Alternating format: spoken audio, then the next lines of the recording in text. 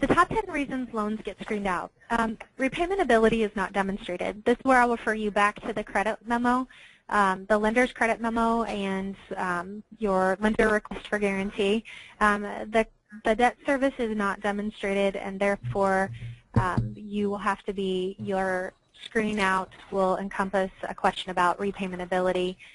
Either you didn't provide financials, or the financials that you provided didn't provide justification for repayment ability, and you didn't provide projections, or you didn't elaborate on and give ratios or analysis in regard to the Proforma and the second page of the lender Form 4I. The second page instructs the lender to complete the necessary 5 requirements that the SBA would like commented on. As a lender, you know you're not only covering the 5 C's, but you're also covering what the SBA's requests are as far as balance sheet and ratio analysis, your analysis of repayment ability. Since they state that, it's something that they need to see demonstrated in order for them to approve the loan. Gina, do you know what percentage of the deals are screened out? Do you have the stats? You know, how many I would say deals? that quite a few. I would say probably all of them.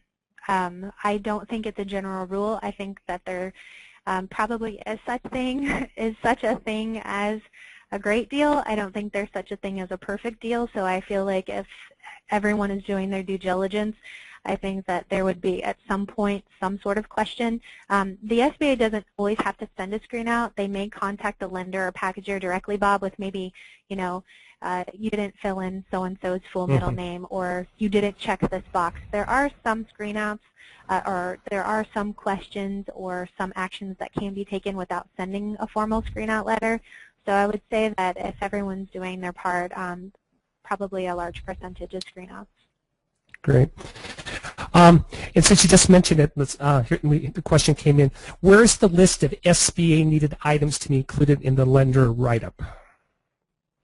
On page 2 of the lender 4I, the SBA has essentially there are 5 points they would like the lender to comment on.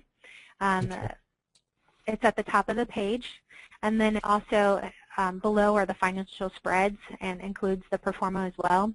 It gives a little bitty box for the lender analysis, but this is where you would elaborate with your lender credit memo because they are anticipated. See attached.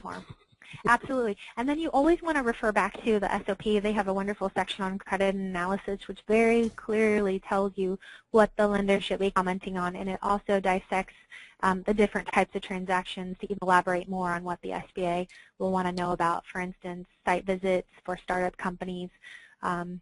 They also want you to elaborate on, for change of ownerships, on how the overall change of ownership will improve or what benefits it will have for the actual business. So I would always suggest referring back to the SOP as well for those additional points that you would need to comment on too with your different types of loans.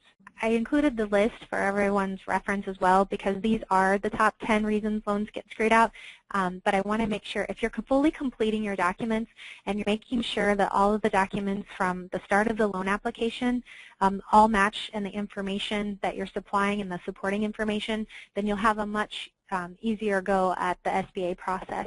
I also want to make mention of a few areas. For instance, if your balance sheet doesn't match your debt schedule, that's always a reason for the SBA to kind of scratch their head and look, you're requesting to refinance a loan at this amount, but yet the balance sheet shows a loan at this amount, or maybe your debt schedule doesn't show as much debt as your balance sheet. So those are areas that you want to make sure that they're all tied to each other and that all the information is completed and that it's supported as well.